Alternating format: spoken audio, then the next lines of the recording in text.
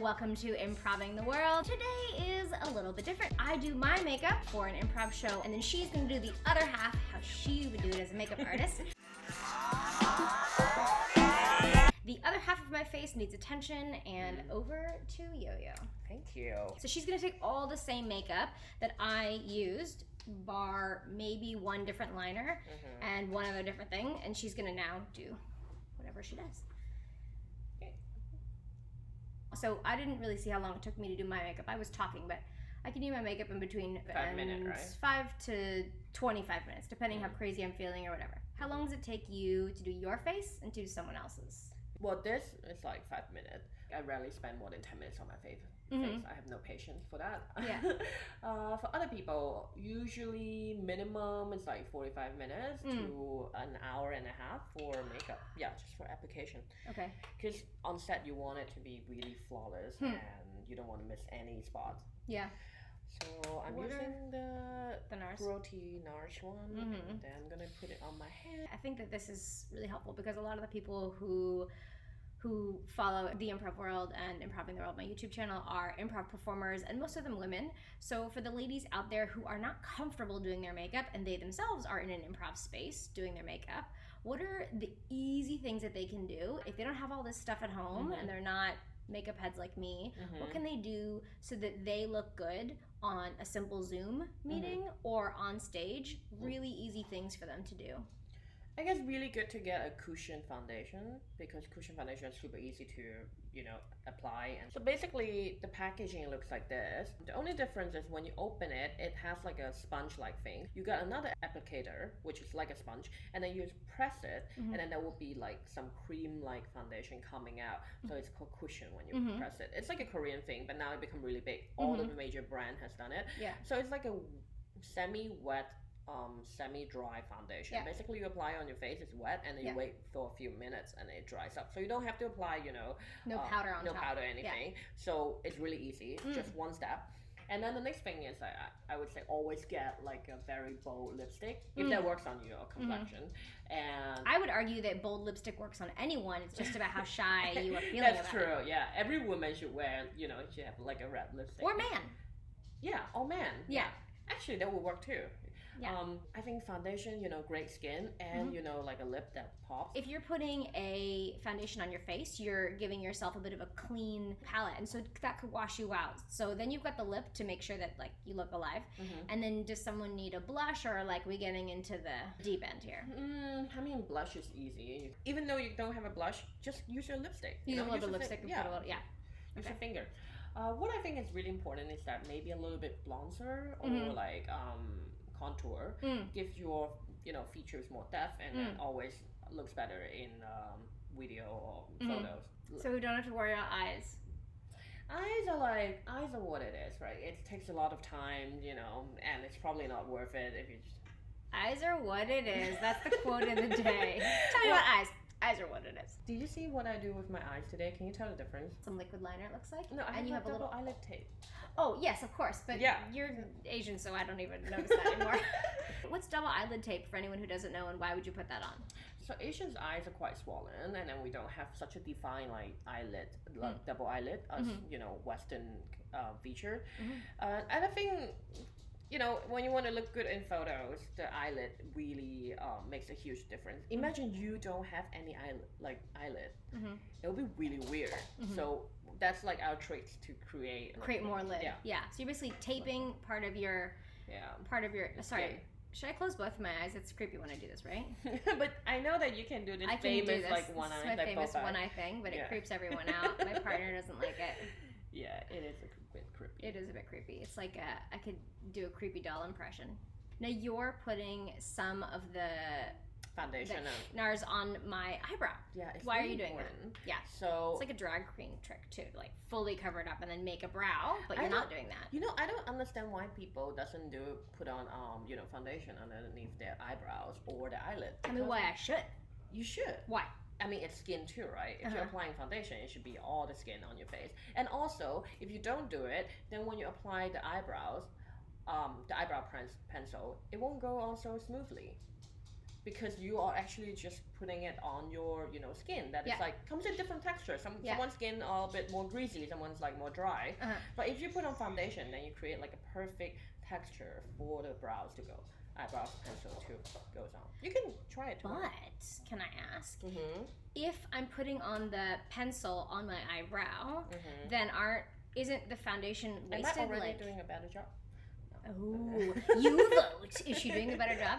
So if I'm putting a brow pencil on, then surely the foundation's wasted because like I'm just gonna cover it up. No, that's not true. It's creating like a texture. Okay, texture. Oh my god, this is like getting into the territory of stuff that's beyond me, like baking your face and I don't know, cooking your face and frying your face. Yeah. Look up. Did you see her like sweepy brush technique? It was so much more savvy than my like smart. Well, that's why people pay money, right? It's all about the look. Yeah. And And do the same thing. on that note, how do I find a makeup artist? So I'm gonna get married, I'm gonna have a thing, I'm gonna do whatever. I wanna find you or someone else. What should I look for in a makeup artist? How do I find someone? I mean, most of my Get off of my sofa immediately. Thank you. Most of my clients contact me on Instagram because it's like focus on photos and then it's very easy to see the portfolio of a makeup artist. But I think it's also really important to meet the person and do a makeup trial. Okay. So you know, sorry, Molly is my dog, and then we're more lenient in our household. And anything that she does is cute that we let her get away, which is not a good, you know, dog owner should be. Okay. Anyway, the foundation is done. Okay. Okay. Not much difference, you know, because Same products. Yeah. Yeah. And then we're gonna do the highlight. So find your makeup artist wherever you find them, maybe on Instagram, maybe not. And then you're saying meet them first. So should I be paying for a trial if I have a makeup artist? Do I pay for that? Yeah, you have to pay for that. But the makeup trial is always like a fraction of, you know, what it actually costs to hire them to do the job. And most of the time, if after the trial you decided to book them, and the trial fee can be reimbursed, you know. So basically the trial is for free unless you decide not to book them. Got it. And is it normal to try a couple of different makeup artists? Well, it depends on how you feel about it or how much money and time you want to spend on, you know, finding a makeup artist. Yeah. For me, most of my clients, they would book at least 2 just to compare. Right. I suppose if you do cake tasting and taste like a bunch of cake, which I would taste a bunch of cake. Yeah. Makeup is very personal. You can It's very personal. Yeah, that's true. I love your like food obsession. Yeah. Yeah, it's very much. I'm actually making some sourdough bread right now while we're doing this. Yeah. The moment I walk into the house, it smells really good. So basically, I put on highlight on her cheekbone and then some on the nose area. Then now I'm going in with like the powder blush that you have. So what I liked, so I saw that you smile and then you put on, you know, the blush. But I stopped doing that, which I find that it's with aging and the gravity that your sorry to bring out the hard truth, your apple of the cheek actually goes down over the time. So when you smile and you apply it here. It looks perfect, but the moment you stop smiling, it actually drops below where you want it to be. So what I do is that I just look into the mirror and then apply it higher. So even though when you're not smiling, your face looks more lifted. You know, like a kind of like a non-invasive facelift. So the person who's watching this who's 18, smile. The person who's watching this, who's a saggy ass old person. I mean, anyone who is not 25 anymore, then you should do this. I'm not saying that you're not. So this work on you. Awkward turtle. Does everyone remember awkward turtle? Okay.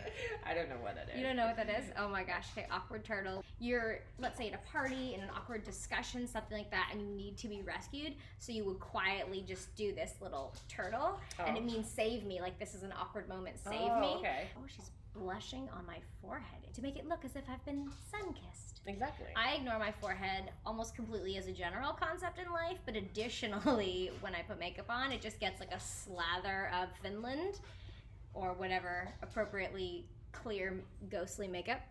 Can we tell the difference, or is it like too... It is a cloudy day in Hong Kong, so we don't get our best daylight, but What do you think? People, can you tell the difference so far? I think what it looks like is that this part, Yeah. it looks slightly higher, Yeah. right, than the Yeah. other side. You also did the shimmer a little bit differently than I did. So I only put it here, and you put like some around here and The nose and then a the little bit of forehead in the middle, you know. Yeah. And why? also like kind of like a triangle shape going on here, and just to make your apple of the cheek more pumped. You know, like collagen, we all lose them after we turn 25, and then just trying to get a little bit more of those going.